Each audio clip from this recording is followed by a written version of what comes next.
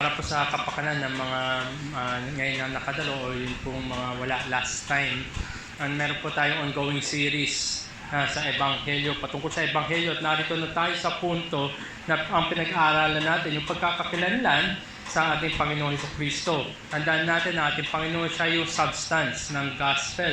Siya yung parang sabihin natin yung meat, yung karne ng Ebanghelyo. At kung wala nga si Kristo dito, ay wala tayong magandang balita ng kaligtasan.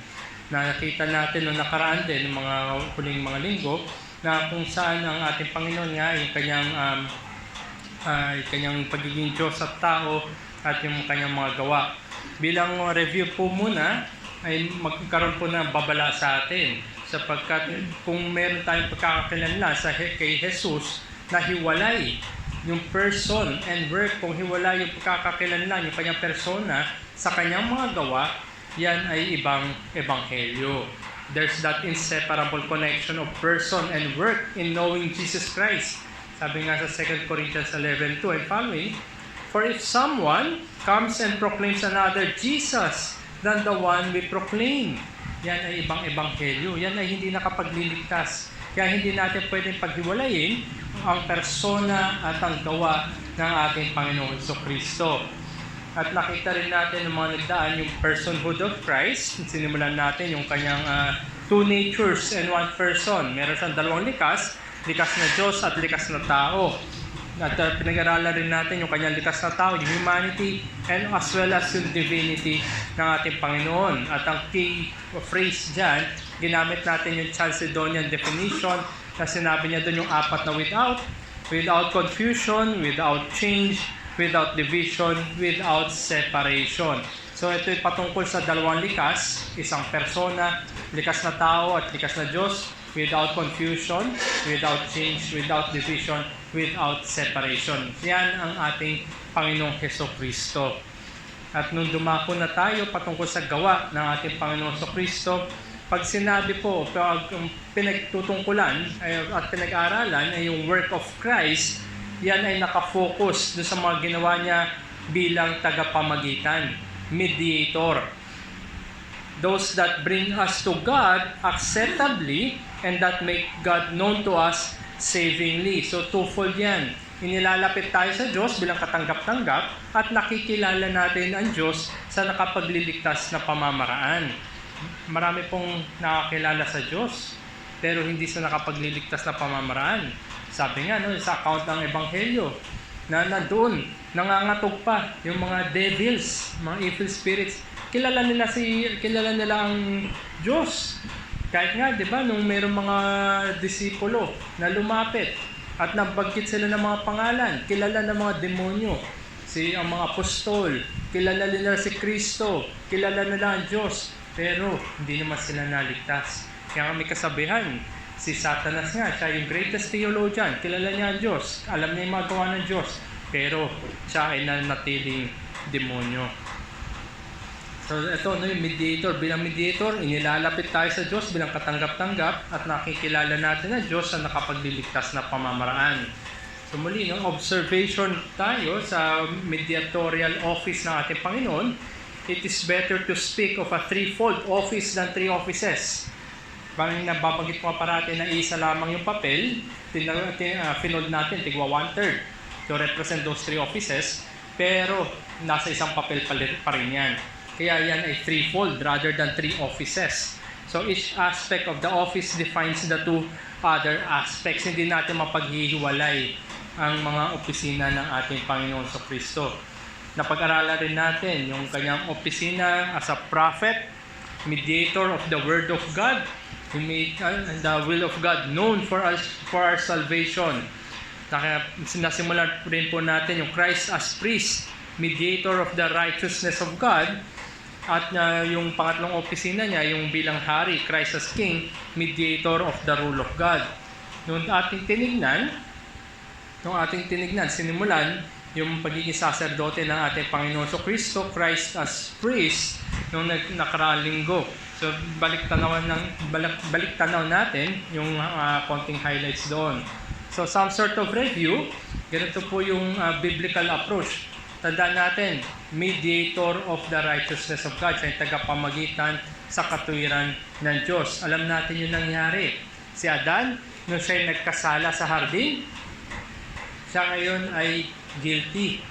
Yan ay estado, yan ay legal. Sa harapan ng korte ng Diyos, dalawa lang naman yan, either guilty ka or not guilty. Pero si Adan dahil sa kanyang pagkakasala, guilty siya. At siya nga ay dapat hatulan dahil nga ay guilty, legal yung kanyang status. At mula doon sa kanyang pagkakasala ay doon umusbong yung corruption sa kanyang likas. At ang corruption na ito, dyan lumalabas yung mga personal na kasalanan. Kaya makikita natin, no, ang ibinilang sa mga posterity, sa mga sumunod kay Adan, ang binilang sa kanya yung kanyang pagkakasala, yung kanyang guilt, hindi yung kanyang kasalanan. Yung kanyang kasalanan, yung ginawa niya sa hardin, sa kanya yun. Ginawa niya yun as a person. Pero yung epekto nun, yung kanyang pagkakasala, yung kanyang guilty status sa harapan ng Diyos, yun yung binilang sa atin. At dahil nga tayong lahat ay guilty na, dahil sa pagkakasala ni Adan, tayo rin ay mayroong corrupt na nature. Umuusbong doon yung mga personal na kasalanan natin. Sabi rin ito ng ating Confession of Faith sa chapter 6, paragraph 3, ito si Adan, being the root and by God's appointment standing in the room instead of all mankind. So nandun siya bilang representative natin. Nakaharap siya sa Diyos at nire-represent niya buong lahi ng mga tao. The guilt of the sin was imputed. Yung pagkakasala ni Adan, bungad ng kanyang yung ginawang kasalanan, yun yung ibinilang. Yung pagkakasala ang binilang sa bawat tao. And the corrupted nature conveyed. Dahil nga tayo lahat ay nagkasala na sa harapan ng Diyos by virtue ng imputation ng pagkakasala ni Adan, na convey din yung corrupt nature na doon umuusbong yung ating personal na kasalanan to all their posterity descending from them by ordinary generation. So ganito yung biblical na katuruan. Yung kasalanan ni Adan, siya yung gumawa nun sa hardin, siya yung nag-transgress doon sa tipan ng Diyos, at dahil nga doon ay siya yung meron ng guilty na estado sa harapan ng Diyos, at dahil siya ay guilty, ang nature niya ay corrupt. So dito nakita natin legal and personal. Tandaan natin parati ito, maging malinaw, at kahit itong figure lang na ito sa ating isipan, dahil yan ang sasagutin ng pagiging saserdote ng ating Panginoon sa Kristo. Mamaya, hopefully, God willing, mamaya ay ma-demonstrate pa natin kung paano. Tinignan rin natin noong nakaraang linggo, sa Lumang Tipan ay nandun yung institution ng priesthood. Dahil pinag-aaralan natin yung pagiging saserdote ni Kristo, sa Lumang Tipan pa lamang, nandun na, in-institute na. Meron itong foreshadowing. Sabi nga dito, Israel itself was to be a kingdom of priests. Nung inilabas, iniligtas, tinubos ng Diyos ang kanyang bayan mula sa Ehipto, bago niya ibigay yung 10 kautusan nandoon, na ang pagtawag sa kanila is to be a kingdom of priests. Yan ay matatagpuan sa Exodus 19:4-6. Dahil sila nga'y kaharian ng mga saserdote, a priestly order was constituted and charged with representing the people before God. Lalahanin natin yung functions ng mga saserdote. Sila yung tumatanggap ng mga kaloob, mga alay. Sila yung naghahandog nun on behalf nun dun sa nag-alay. Hindi naman diretsong, halimbawa ako, meron akong pag-aalay na gagawin, binibigay ko sa saserdote. Hindi yung ako mismo yung nag-aalay. So meron tagapamagitan. At dahil rin dyan, sa mga saserdote na ito, they represent the people before God. At hindi lamang na nakita natin yung Old Testament institution ng priesthood, nakita rin natin merong anticipation. Meron silang hinihintay. At meron silang parang tiyak na darating, hinihintay lang kung kailan. Anticipation ng Mesiyas. Noong nakaraan, doon sa prophetic office, nakita natin na meron din anticipation ang Israel na paparating na Mesiyas ay propeta. Ngayon, meron din sila nakita ang hinihintay nilang Mesiyas ay saserdote din. So hindi lamang propeta, the same Messiah, hindi lamang siya propeta, kundi siya rin ay saserdote. Nakita natin si Melchizedek, yung mysterious figure, na parang kung tutusin na parang out of nowhere, merong Melchizedek figure, pero siya ay tinanaw ni Abraham. sa Genesis 14:18, and Melchizedek, king of Salem, brought out bread and wine, at ibinigay nga ni Abraham yung kanyang handog, at nag-alay ito si Melchizedek. Siya ay priest of God Most High. At sa mga awit, si Haring David, nandun, no, yung kanyang pinangako sa kanya, yung tipan sa kanya, na meron sa mga lahi niya na tatayong bilang hari at uupo sa trono ng Diyos, sa kaharian ng Diyos, magpawalang hanggan. At itong hari na ito ay saserdote din. Kung sasamahan po ninyo, kung balik tanawin natin, yung Psalm 110 verses 1 to 4. Ang Psalm 110, ito yung most quoted na Old Testament text sa New Testament. Psalm 110. Mababasa natin dito kung paano yung pag-alay. Sinabi ng Panginoon sa aking Panginoon, umupo ka sa aking kanan, hanggang sa aking gawing tuntungan ng iyong paa ang iyong mga kaaway. Iunat ng Panginoon ang setro ng iyong kalakasan mula sa Zion, mamuno ka sa gitna ng mga kaaway mo. So that's the kingly office. Tingnan natin yung verses 3 and 4. Kusang loob na ihahandog ng iyong bayan sa araw ng iyong kapangyarihan sa kagandahan ng kabanalan. Mula sa bukang liwayway ng umaga, ang iyong kabataan ay darating sa iyo na hamog na kagaya. Sumumpa ang Panginoon at hindi magbabago ang kanyang isipan.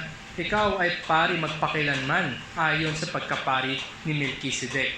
So muli, no, nandun yung hari, yung kanyang rule, nandun din yung kanyang pagiging saserdote sa linya ni Melchizedek, priest of the God Most High. At dito rin ay binigay sa atin sa Zechariah chapter 6 verses 12 and 13. Zechariah chapter 6 verses 12 and 13. Sinabi dito, sabihin sa kanya, ganito ang sinabi ng Panginoon ng mga hukbo. Narito ang lalaki, ang pangalay sanga, branch, sapagkat siya'y magsasanga sa kanyang dako at itatayo niya ang templo ng Panginoon. Siya ang magtatayo ng templo ng Panginoon at siya'y magtataglay ng karangalan. At siya'y uupo at mamumuno sa kanilang trono. At siya'y magiging pari sa kanyang trono at ang payo ng kapayapaan ay nasa pagitan nila. Noong nakaraang linggo ay pinakita ko po sa inyo kung paano itong sanga, sabi branch. Ito ay yung ikatlo pala na I am statement ng ating Panginoon. I am the bread, I am the light, I am the branch. So yung ating Panginoon Kristo, kung titingnan nyo ang mga Bibles ninyo sa English, yung branch na yun ay capital, proper noun ang ginamit. May pinatutungkulan kung sino. At sinabi nga dito kay Zechariah na magiging sanga, capital din. Proper noun, siya yun, ang ating Panginoon. At sabi nga, di ba, lahat ng nakikristo ay nakakabit lamang sa Kanya, grafted sa Kanya.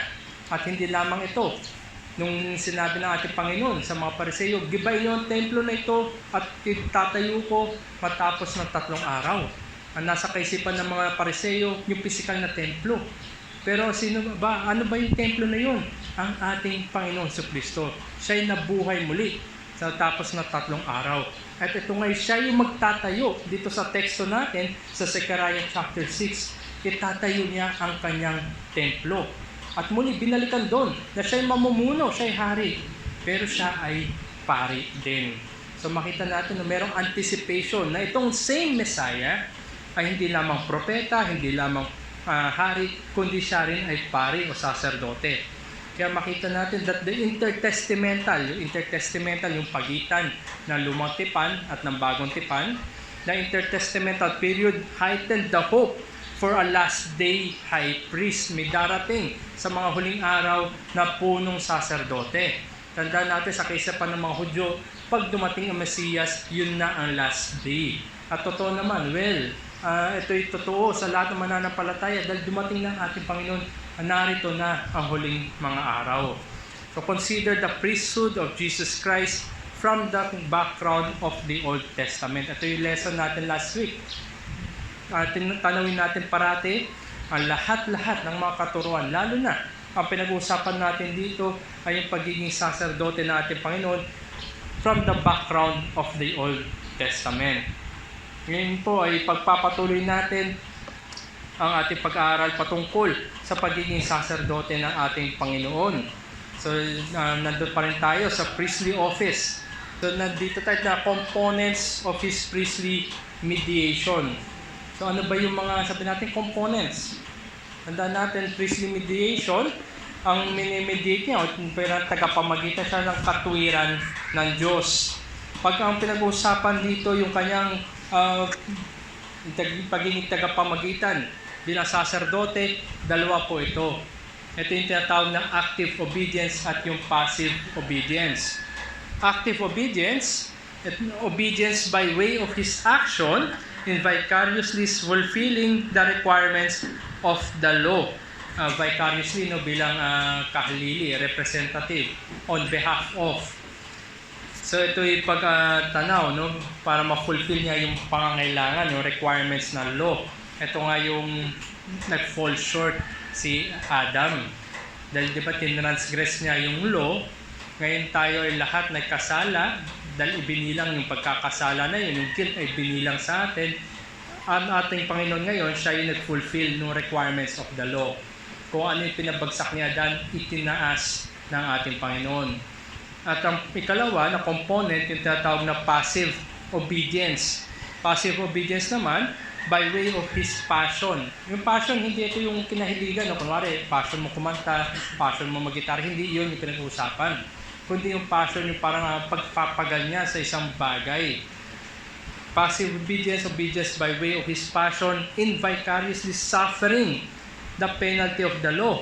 So dito, bilang kahalili muli, on behalf of, bilang representative, siya yung tumanggap. Siya yung tumanggap ng mga pagpapahirap at ng kahatulan dahil sa penalty of the law. Tandaan natin, yung law of God, meron niyang requirements at yan ngay hindi nasunod ni Adan. Therefore, ang penalty ay siya hinatulan, guilty. Ang ating Panginoon, on behalf of, ay siya yung nag-suffer ng penalty na dapat para sa atin. Okay. So, pangalawang diagram na ating i-memorize. So, sabi natin, pikit-pikit tayo na screenshot para sa ating isipan. Kanina nakita natin kung paano ibinilang sa atin yung pagkakasala ni Adan, yung guilt. Ngayon naman ito, yung law of God, meron niya dalawang sanga, yung requirements at yung penalty. Tama naman na may requirement at may penalty ang mga batas. Otherwise, yan ay suggestion lang. Di ba, kung ang isang batas ay walang penalty, ay depende sa tao yan kung susundin niya. Pero ito yung batas ng Diyos, merong requirement at merong penalty yan. Ang requirement, perfect obedience. Yan ang requirement ng batas ng Diyos. Yan ang sinasagot ng active obedience ng ating Panginoon. Siya yung nabuhay perfectly sa lahat ng pagsunod. At yung penalty naman, yan ay ginagawad sa lahat na nagkasala, sa lahat ng hindi nakasunod. Yan ay sinasagot ng pagkamatay ng ating Panginoon, yung kanyang passive obedience. So ito yung maging malinaw sa atin. Requirement, life of Christ, so active. Penalty, ang sagot dyan, yung passive obedience ng ating Panginoon. Okay. So tingnan muna natin yung patungkol do sa active obedience, yung sa life of Christ. Ang ating Panginoon ay namuhay perfectly. Nakasunod siya sa lahat ng utos ng Diyos. Wala siyang kasalanan kailanman. So makita natin dito the imperfection ng mga saserdote ng Israel. Yan yung backdrop niyan, kino-contrast with the perfection of Jesus. Tandaan natin sa Lumang Tipan, bagamat nandun yung institution na saserdote, sila ay imperfect. Sila ay makasalanan. Sila rin ay namamatay. Sabi nga doon, merong high priest na once a year ay papasok sa Holy of Holies, siya nga ay tinatalian sa paa, sapagkat doon lang, once a year lang siya katatagpuin ng Diyos, at nasa Diyos kung pupukawin niya, yung high priest. Para may bell pa nga, para alam nila, siguro kung buhay pa ba, kung patay na, ay hinihila nila para mailabas doon sa templo, doon sa Holy of Holies. Kasi yung high priest lang yung pwedeng pumasok doon. At marami rin, ayon din sa kasaysayan ng Israel, kung babasahin natin yung Lumang Tipan, napakadaming saserdote na instead na ilapit ang bayan sa harapan ng Diyos, ay nilapit sila sa kasamaan. Nandun yung idolatry, na kung saan yung saserdote nga dapat nagtataguyod. Kung sino yung sinasamba natin, sila pa ngayon naglayo sa bayan ng Israel. So ito, imperfection. At ngunit ang ating Panginoon bilang saserdote, siya ay perfect. So it qualifies Him, ang ating Panginoon, both as the offering priest, siya ay magbibigay ng handog, and Himself as the sacrifice offering. So siya na ngayon maghahandog, at ang handog niya yung kanyang sarili, sapagkat siya lamang yung without blemish. Tandaan natin, sa lumang tipan, ang ginagamit ay mga hayop, ginagamit iba-ibang klaseng hayop para sa iba-ibang klaseng offering. Pero yung mga yun ay hayop lamang. Hindi naman yan talaga nakakapukaw o nakapagbigay ng katwiran. So ang significance nito, bilang ang ating Panginoon, siya yung maghahandog at ihandog niya yung kanyang sarili without blemish. Ang significance nito, unang-una, ay yung vicarious active obedience, yung bilang kahalili natin on behalf of His perfect life satisfies all the requirements of the law on behalf of His people. Yung perpektong buhay ng ating Panginoon, sapagkat siya ay mag-aalay at iaalay niya kanyang sarili. So nandoon yung substance, nandoon yung timbang ng iaalay. Kasi di ba yung offering natin is as good only as the offering itself. Pero ang ating Panginoon, perfect yung kanyang buhay. Wala siyang kasalanan, nasunod niya ang lahat. Sabi nga sa Galatians 4:4-6, "But when the fullness of time had come, God sent forth His Son, born of a woman, born under the law, to redeem those who were under the law, so that we might receive adoption as sons. And because you are sons, God has sent the Spirit of God into our hearts, crying, Abba, Father." Ang ating Panginoon, siya ay pinanganak sa ilalim ng batas. Parang gaya natin. Pero ganun pa man, nasunod niya lahat, hindi siya nagkasala, perfect. Kung titingnan sa talaan, perfect yung kanya. Pero ganun pa man ay inalay niya yung kanyang sarili. Nasa ganun tayo ay mabilang bilang mga anak ng Diyos at makatawag tayo sa Kanya bilang Ama. Sa Romans 5:19 din, "For as by the one man's disobedience," alam natin sino tinutukoy dito. "For as by the one man's obedience, the many were made sinners. So by the one man's obedience, the many will be made righteous." One man's disobedience, one man's obedience. So kung babalikan natin, yung unang picture na pinakita ko kanina, yung kay Adan, isa lang yun, on that instance, yung kanyang kasalanan, na ngayon ay nagkasala ng lahat dahil sa kasalanan na niya yun. One man's obedience naman, ang ating Panginoon, dahil sa kanyang perfect life, many were made righteous. Dahil sa pananampalataya, ugnayan kay Jesus, sa pananampalataya, ang kanyang perfectong buhay na sabi natin not guilty ang ating Panginoon, yun din ay ibinibilang. Hindi binibigay, kundi ibinibilang sa mga mananampalataya. So that makes sense. Naa-undo yung ginawa ni Adan. Nakikita po ba natin kung paano naa-undo? Yung ginawa ni Adan, binagsak ang sangkatauhan. Ang ginawa ng ating Panginoon, tinaas ang marami. Okay. So, punto lamang, this is our answer to all our failures to obey the law perfectly against the attraction of perfectionism. Hindi naman natin masusunod perfectly. Sino sa atin ang so far hindi pa nagkakagawa ng kasalanan sa araw na to? Wala. Definitely wala. Araw-araw tayo nagpe-fail. Aminado tayo. Kaya nga tayo lumalapit sa Diyos, humingi ng kapatawaran. Pero ang ating Panginoon, perfect.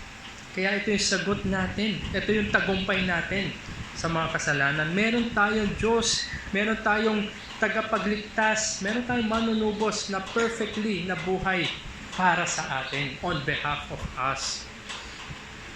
Kaya nga dapat ay tanggihan natin anuman katuruan na ma-attain natin yung perfection sa buhay na ito in all its forms.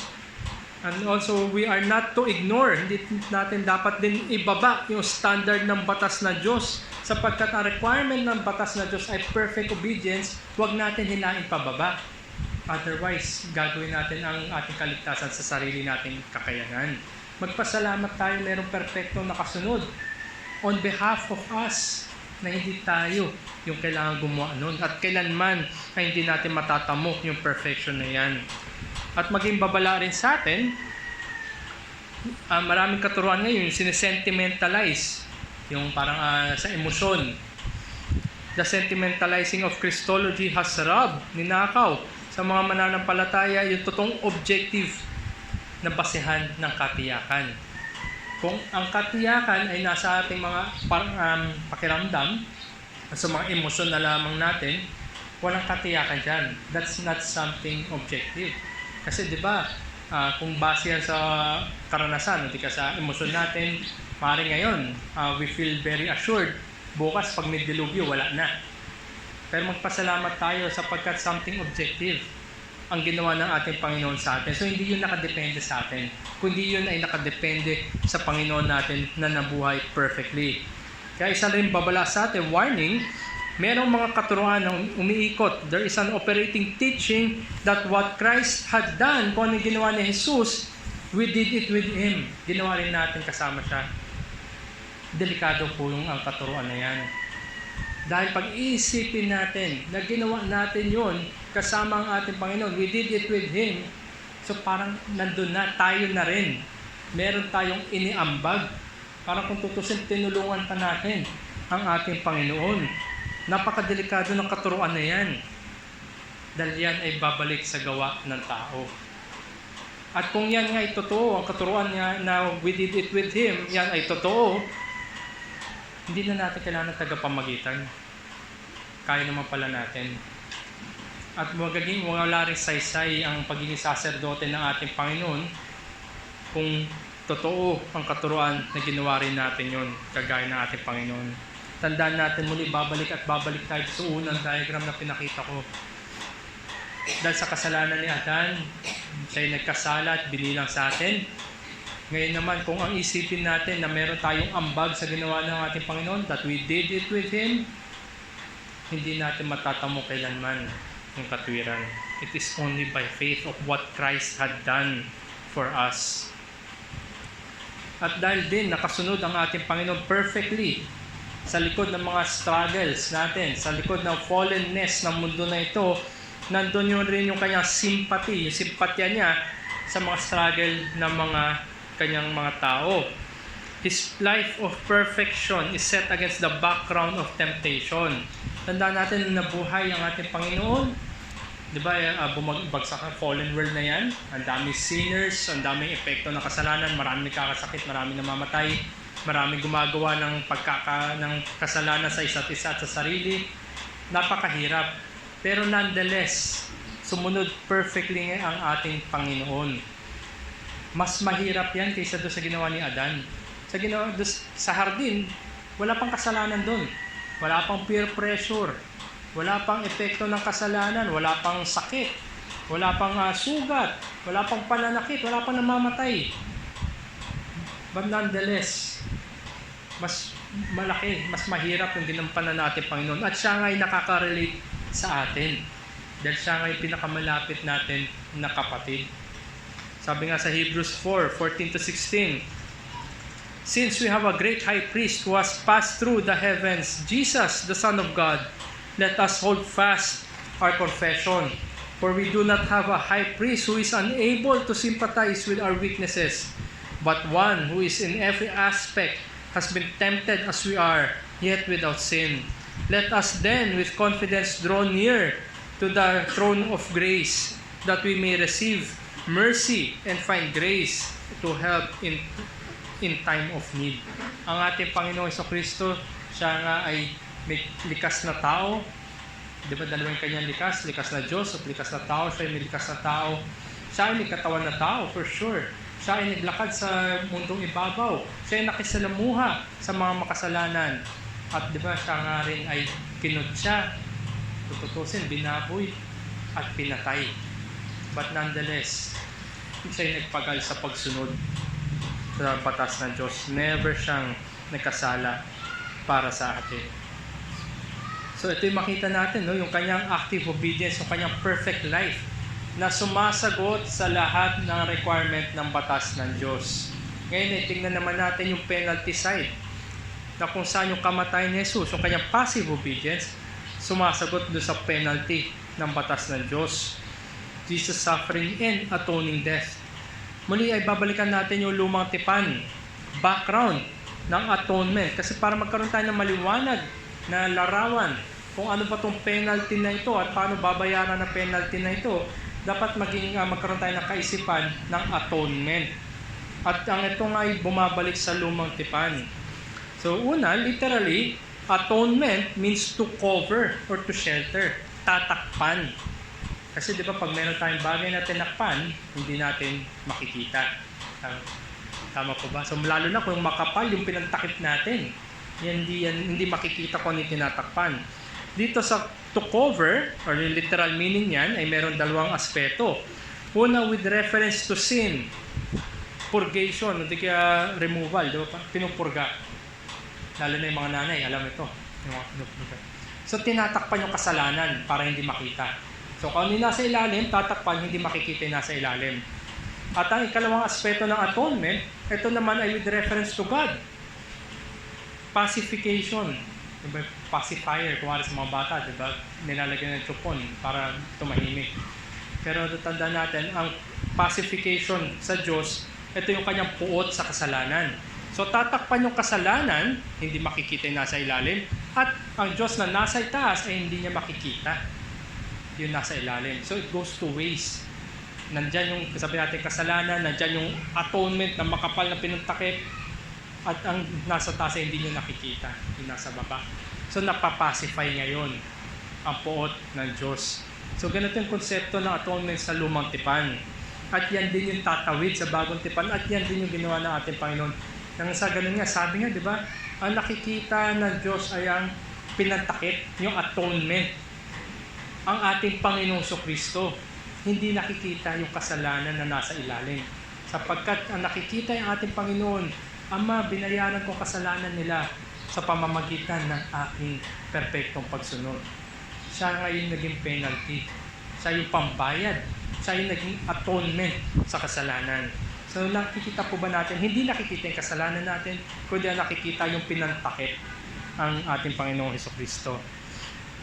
Sabi nga sa Ezekiel 16:62-63, nabanggit doon, when I atone for you for all that you have done. Pinatutungkulan nito yung darating na perfect atonement, sacrifice para sa mga kasalanan. Tutubusin tayo, atone for you for all that you have done. Ano ba yung ginawa natin? Kasalanan. So ano man, napakadami na ang ating kasalanan sa pamamagitan ng pananampalataya, sa perfect sacrifice, ang ating manunubos Panginoon sa Kristo, tatakpan niya yun. Ang punto lamang, atonement is a covering not only in terms of covering sin, but also a covering from the wrath of God. Sa puot ng Diyos. Hindi lamang tinakpan yung kasalanan, kundi tayo rin ay sinishield. Nagkakaroon tayo ng shelter laban sa puot ng Diyos, sapagkat ang nakikita nga ay yung inalay. At ang ikalawa, meron po sa lumang tipan yung atonement ceremony sa Leviticus 16. Ito yung Day of Atonement. Once a year lamang ito. Maraming aspeto itong Day of Atonement, pero ilan ay tingnan natin. Una ay yung offering, yung handog. Naroon sa verses 5-6, kung yun lamang free time na lamang itingnan po yung Leviticus 16 sapagkat ito medyo mahaba, doon ay mapapakita yung sin offering. Sin offering to placate God's wrath against sins that have been committed. So nandoon, yung same concept ng pagtakip at paglayo ng puot ng Diyos sa kasalanan. At meron itong dalawang goat. Ano bang goat sa Tagalog? Kambing. Meron dalawang kambing na nilalapit doon sa punong saserdote. Yung una is sacrifice goat indicating the means of atonement. Yung sacrifice na goat, yun yung pinapatay. At yung dugo nun ay ini-sprinkle sa mercy seat. Sa loob ng templo, nandun yung mercy seat. Nandun. So doon sila kinatatagpo ng Diyos doon sa mercy seat. Nandun, no? So papatayin nyo yung sacrifice goat at yung dugo ay iwiwisik doon sa mercy seat. At yung ikalawa na kambing, tinatawag niya na scapegoat. Ini-indicate nito the effect of atonement. So yung isa yung tumakip para doon sa isa. Merong namatay at merong nabuhay. Scapegoat, papalayain yan. Huwag ka na magpakita dito, di ba? Ilalagay nga sa ilang, papalayain. So ngayon ay meron namatay bilang kahalili sa kanya. At hindi lamang yun, Yung itong scapegoat, it was sent away alive to the wilderness to be seen no more. Hindi na makikita. So ngayon, ibabalik natin doon sa concept ng atonement. Meron yung kasalanan mo na dapat ay ikaw mamatay, meron naging pantakip, at ngayon yung pot ng Diyos ay hindi na nakikita. In that sense, yung scapegoat, ikaw dapat yun. Ikaw dapat yung mamatay. At dahil hindi ka na makikita, meron na naging harang sa pagitan. At ang ritual dito sa Leviticus 16, laying of hands on the victim, do sa kambing na isa-sacrifice, ilalay yung hands. Ang pinapakita dito, tinatransfer yung kasalanan ng Israel papunta do sa victim. Bale yung kasalanan ng scapegoat ay inililipat. Pinapakita sa atin bilang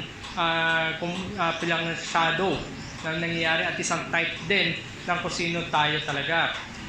Parang tinatransfer yung kasalanan doon sa sacrifice na goat. At nagkakaroon ngayon ng ceremonial substitution. Pagkatapos ilay hands, ay nalilipat doon sa iaalay na kambing yung kasalanan ng mabubuhay. Then sinasacrifice itong isa. Di ba parang ano ba nangyari doon sa krus? Ibinilang yung mga kasalanan natin. Ang ating Panginoon, wala siyang kasalanan, pero sinulo niya, inako niya yung penalty ng mga kasalanan natin na tayo dapat yung sasalo. Babalikan natin yung scapegoat, yung sacrifice goat. Dalawa sila. Yung scapegoat dapat yung mamatay pero sinalo ng sacrifice goat at siya ngay namatay. At ang dugo niya ay winisik. Ang ganun ay magkaroon ng kabag ang Diyos sa atin. Messianic significance nitong atonement ceremony. The concept was applied by Isaiah to the coming servant. Isaiah 53:10. Yet it was the will of the Lord to crush him. He has put him to grief. When his soul makes an offering for guilt, he shall see his offspring. He shall prolong his days. The will of the Lord shall prosper in his hand. Nagkaroon, nandoon yung siya ay naghandog para sa pagkakasala. Siya yung sacrifice. Siya yung namatay bilang kahalili natin. At bilang konting obserbasyon dito sa Old Testament, sa linggo na to Old Testament titingnan natin. Obserbasyon sa Old Testament na atonement. The chief problem of sin is the provocation of God's wrath and the penalty requirement of His justice. Ibig sabihin lamang dito, napopuot ang Diyos sa kasalanan, yan ay function ng kanyang kabanalan, at tayong lahat ay makasalanan. Therefore, dapat tayo lahat ay hatulan. Doon nagpa-function ang kabanalan ng Diyos. At ang poot niya ay matuwid lamang. Just yung kanyang wrath para sa atin. Kaya ito yung nasasagot na atonement. Atonement has to do with the satisfaction of God's justice and the covering of sin from His wrath. Meron dapat maging bayad. Meron dapat sumalo. Meron dapat magbayad. Kung meron, sabi natin, may danyos, di ba? Meron dapat magbayad ng danyos na yun. Hindi ito pwedeng get out of jail free.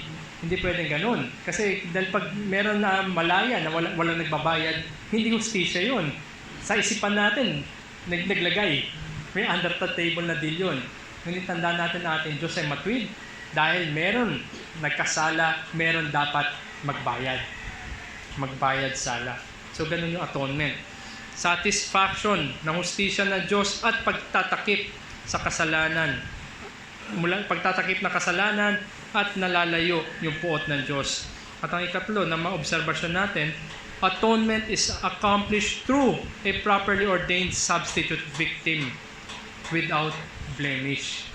Tandaan natin sa Lumang Tipan, bagamat ang nire-require na sacrifice, di ba, yung firstborn without blemish, pero alam natin mga hayop lamang yun. And for sure, dahil fallen world ito, hindi lamang yung tao ang may fallenness, yung epekto ng pagkakasala, pati yung mga hayop na apektuhan din. Kaya nga lalo na, di ba, yung dumating yung panahon na yung mga saserdote ang inaalay, yung mga mahihina, yung mga may defective. Pero tandaan natin, para masatisfy ang batas na Diyos, dapat nga muli, babalikan natin, sinabi ko kanina, yung offering itself without blemish, perfect. At siya vicariously, parang yung sacrifice goat, na sinalo niya yung pagkakasala, yung kasalanan ng scapegoat, on our behalf. Merong namatay. Perpektong buhay. Walang pagkakasala na namatay bilang kahalili natin. Tayo dapat yung sasalo ng kahatulan ng Diyos. Pero salamat sa ating manunubos na siya yung sumalo ng kahatulan ng Diyos para sa atin. So dito po, no, parting lesson, the Day of Atonement, ito po in Leviticus 16, is messianic, since a day will come when goats will be no longer needed and the ceremony will cease. Darating, alam nila, sapagkat ito yung pinakita sa kanila sa Lumang Tipan na every year gagawin ninyo, at alam natin napapalitan yung mga saserdote, namamatay sila, yung napapalitan din, kahit yung punong saserdote napapalitan din, pero darating yung araw na yung perpektong alay at perpektong mag-aalay ay darating at wala na magiging alay pa, matitigil na yun. Ito nga yung ginawa ng ating Panginoon, Hebrews chapter 9. Perfect high priest who once and for all offered himself in the heavens. So ito yung mga appreciate natin na kung paano ang atonement ay sumasagot sa requirement at sa penalty. Perfect life para sa requirement ng law at yung atonement para sa penalty of the law. Lahat niyan ay ginawa ng ating Panginoon on our behalf. Okay, dito po siguro tayo magtatapos. Meron po bang gusto magtanong o any additional or any inputs? Meron po ba? Sana po naiintindihan natin na may make sense kung paano na-undo, kung paano in-undo ng ating Panginoon yung ginawa ni Adan. Kaya nga meron, no? Lalo na magpapasko na, Joy to the World yata ito, kung tama yung pagkakalala ko, natatanggalin, far as the curse is found. Kung paano binagsak ni Adan yung sannilikha dahil sa kanyang kasalanan at naroon yung sumpa dahil sa kasalanan, ang ating Panginoon, nilayo niya yung sumpa na yun. Sa bagong langit at bagong lupa, wala na ang curse. Ito. So, lahat yun nagme-make sense lamang dahil sa ginawa ng ating Panginoon sa atin. Okay po. May po ba? May gusto pong any questions or additions? Okay po. May 10 minutes pa naman. So lahat po ng hamon, no, sa ating buhay, realidad lang. Lahat tayo ay everyday falling short. Lahat tayo nagkakaroon ng kasalanan, gumagawa tayong kasalanan. Pero ang tagumpay natin ay tagumpay na ginawa ng ating Panginoon para sa atin. Maring nanghihina ka spiritually. Maring nananamig ka spiritually. Maring nararamdaman mo parang puro ka na lang failure.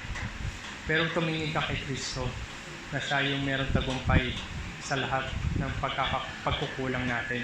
Huwag ka tumingin sa iyong sarili, kundi sa ating Panginoon na perfectly ginampanan niya ang kanyang pag-aalay ng kanyang sarili. Na sa ganon, meron tayong katiyakan. Sige pa.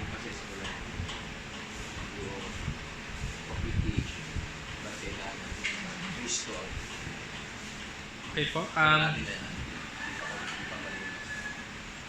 Okay po, sabi po ni Brother Aldrin, no, yung konsepto ng propitiation. Sa susunod po yan. Susunod. At tinignan po lamang natin na yung atonement. Opo, napakalawak. Tama yung sabi ni Brother Aldrin. Napakalawak ng atonement. Yung atonement, itong tinalakay natin, isang part lang ito. Marami pa siya. Nandiyan yung satisfaction, yung pagiging sapat nung alay. Ito, tinitingnan ko na yung notes ng susunod. Nandiyan din yung konsepto ng substitution, yung bilang kahalili.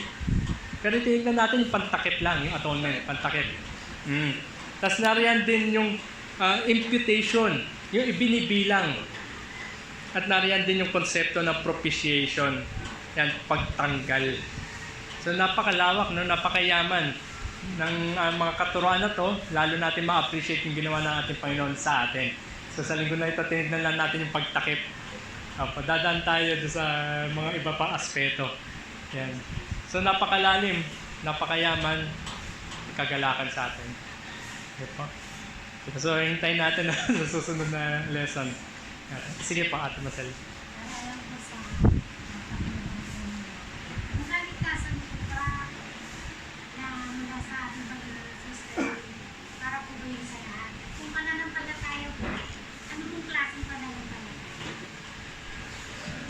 So, dalawa po yung tanong, no? Yung number 1, para ba yun sa lahat? Sige, sagutin ko muna yon. Isa-isayin natin. Para ba yun sa lahat? Yes, para sa lahat na nanampalataya kay Jesus lamang. Pero hindi sa lahat ng tao. Sapat para sa lahat. Sapat para sa lahat, pero effective yun para lang sa mga kinaniligtas. Okay. Pero kung titingnan natin, no, yung substance mismo ng alay, more than enough yun eh.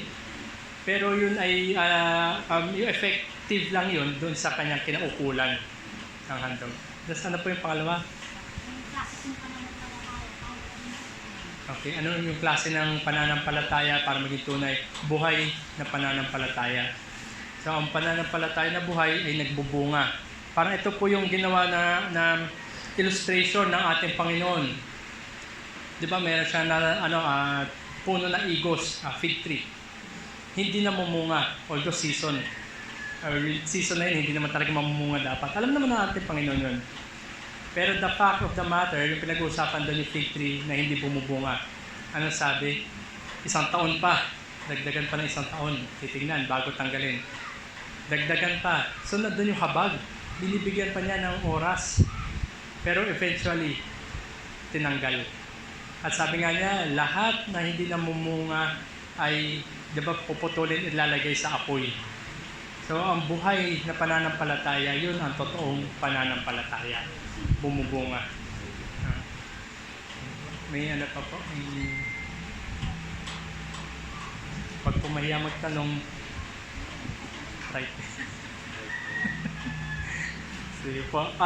Sige, kung wala na, so hintayin natin yung third installment ng patungkol sa tagapamagitan bilang sacerdote, yung mediating the righteousness of God. Tandaan natin, katwiran. Yung pinag-uusapan, katwiran yung nagsosolve sa pagkakasala. Yun yung sabi natin, flip side nun. Yung guilt na ibinilang sa atin dahil sa kasalanan ni Adan, ang katwiran ni Jesus na ibinilang sa kanyang mga niligtas ang sumasagot doon sa guilt na iyon. Kaya muli, Romans 8 chapter 1, anyone in Christ, there is now no more condemnation. Wala na. Ang condemnation lang naman ay para sa mga guilty. Kung hindi ka guilty, hindi ka dapat patawan ng condemnation. Kaya muli, yung katwiran ni Jesus, yun ang nag-a-undo sa guilt na binilang sa atin ni Adan. At ang katwiran ni Jesus ay ibinibilang lamang rin sa pamamagitan lamang rin ng imputation. The same way na ibinilang yung pagkakasala ni Adan sa atin, that would be the exact same way paano i-a-undo ayon sa imputation, ibinilang sa atin. Hindi tayo gumawa, ibinilang lamang sa atin. Okay, tayo bilang pagtugon natin sa ating natutunan, tayo po ay tumayo at aawit po tayo ng himno, before the throne of God above. Nakita natin, no? Salamat tayo sa Diyos sapagkat siya ay hindi lamang propeta, hindi lamang siya hari, kundi lalo na sa ating pinag-aralan ngayon, siya rin ang sacerdote na may sapat at kasapatan ay lahat na sa Kanya. Whoever lives and pleads for Him, naroon ang buhay na magpawalang hanggan. Tayo po'y umawit ng before the throne of God above.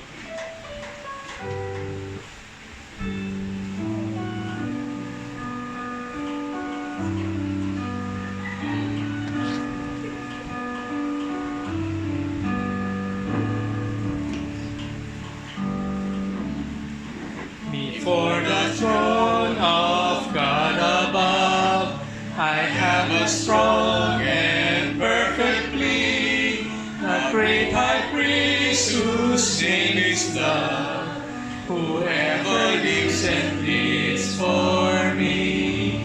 My name is graven on his hands, my name is written on his heart. I know that while in hell he stands, no tongue can beat me, there's me part. No tongue can beat me, there's me part.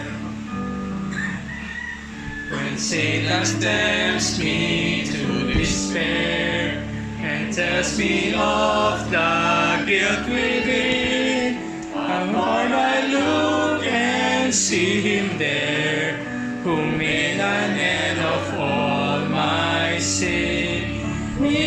the sinless Savior died, my sinful soul is counted free. For God the just is satisfied to look on Him and pardon me. To look on Him and pardon me.